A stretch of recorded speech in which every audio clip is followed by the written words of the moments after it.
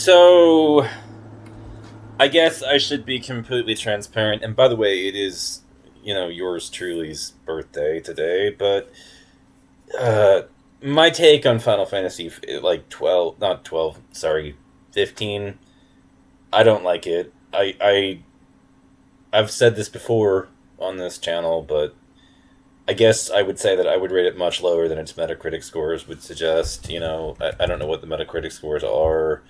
Let me go look that up. Metacritic. They're probably going to be quite high, and everything. So it's around 81, 80, 85, so it's generally favorable. Now, I would rate it more generally like unfavorable. I have unfavorable views of it. I'm not a fan of it. And the key criticism I have is the rushed final act, the weak story delivery, and repetitive side quest. But really, it's more the first two, the rushed story in the end, and the weak story. Really, all around, it didn't just start in the second half. The story was weak from start to finish, and everything. And I think that most of these critics are praising it for the simple fact that they like the gameplay, but to me, the sense of priority that I have places a much higher emphasis on story delivery than I do gameplay. And so inverting that pyramid upside down as far as, evaluation criteria, such that I would rather have a strong story than a good game, and a fun game to play. I want strong story delivery no matter what. Like, that is the most important component, so much so that it outweighs pretty much everything else. And so here, I'm not going to give it an 81 to 85. I would much lower, like lower 40s, really, if it were up to me. Because this was bad. The story wasn't even just weak. This was a dumpster fire in terms of quality. It was god awful. So probably even lower than that. Too much context missing. The fact is that they wanted us to go on a homework assignment of watching their other alternative content to hook up to it. Unfortunately, the alternative content, it's just not very good. They're trying to sell us something that no one really was asking for.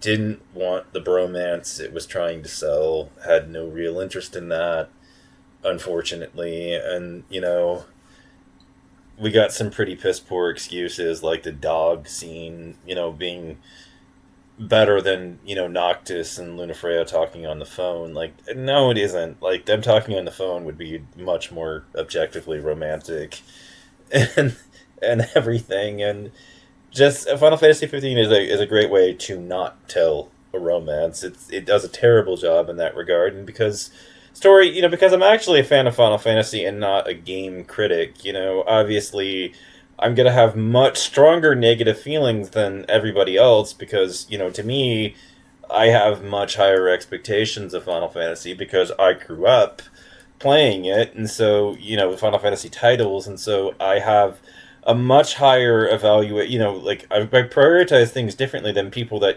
professionally do this or professionally criticize, games and everything. So like maybe a 2 instead of, like 7.4. Nope. Because story is so important to me that if you fuck up this aspect of it, you might as well have just not bothered at all,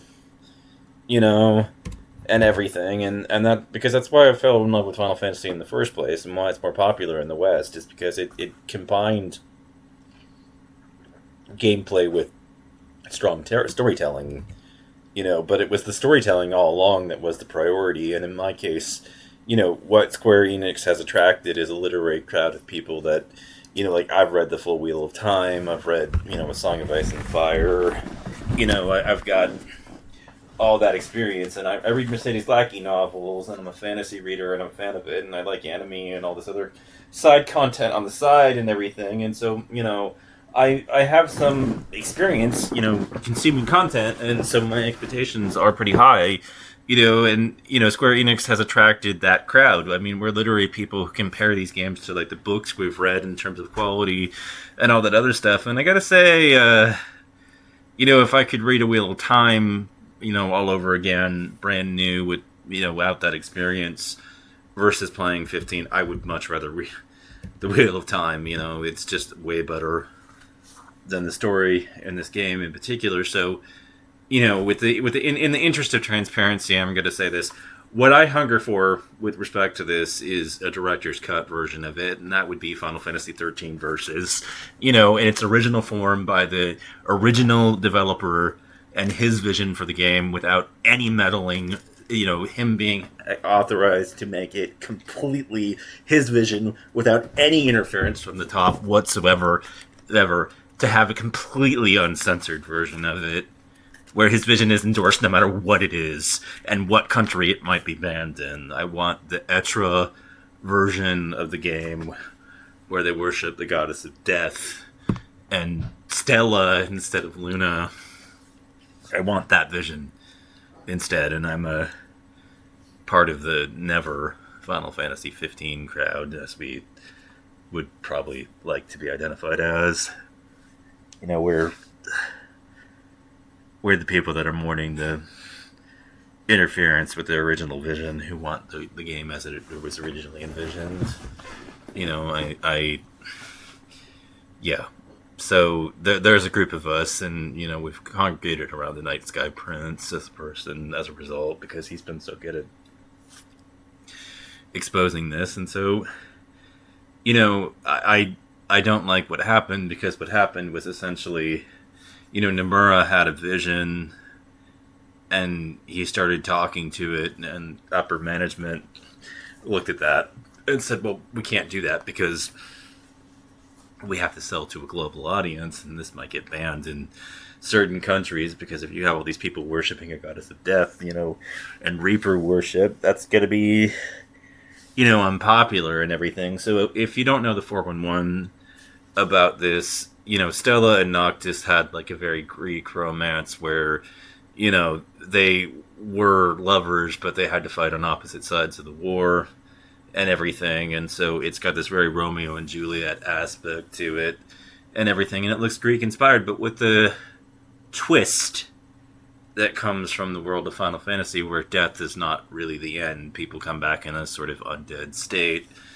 and everything. And there's a twisted world where, death is not really the end. They just go on to a new form of life, as a result of being dead. In one world, they go on to a life in another. And, this is, so tragedy isn't really that dark in the end and everything. And, this vision could have been in the wrong hands, executed on extremely poorly, but it was in Nomura's hands. It was in the hands of people that have shown us time after time that they are capable of strong storytelling, and yet Yusuke screwed the pooch. He just said, this is not going to sell in certain countries because they'll ban it. And so Nomura's original vision was scrapped, and then Tabata was brought in to try to build something on top of the aborted original vision of the game. And so you had studio meddling that came in, and we've seen this with film. We saw what they did to Disturbing Behavior, for example, Joe Blow Studios or whatever that guy was, that what the fuck happened to Disturbing Behavior video, in particular. Like, every time the people that are more interested in making money start to interfere with the vision of the director, quality is never improved by that, ever. It never goes well and everything. And unfortunately,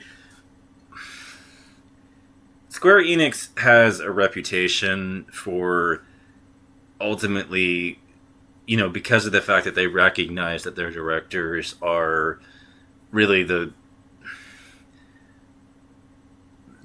live or die by their directors, basically.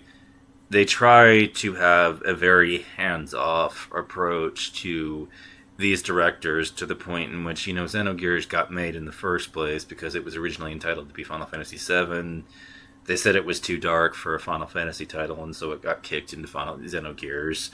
And they let them run on a relatively, unrestricted mandate to do this. It was, there weren't very,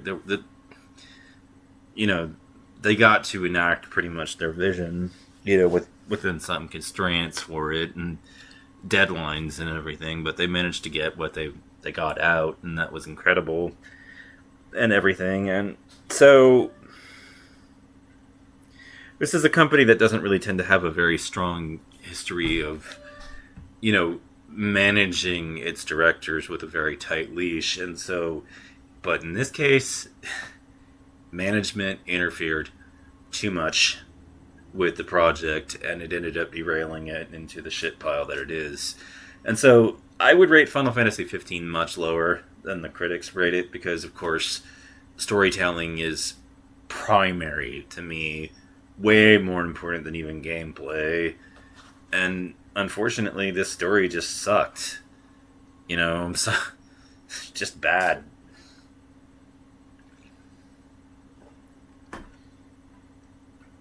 I don't know what else to tell you about it. It just, yeah. So anyways, that is my, official take and attempt at transparency about all of this. And yeah, Iosuke is the one Iosuke Masuda is really the one that fucked and screwed the pooch with this game in particular. It was his insistence on selling to a global audience that screwed the whole fucking thing up. I want Nomura's original vision without the studio meddling.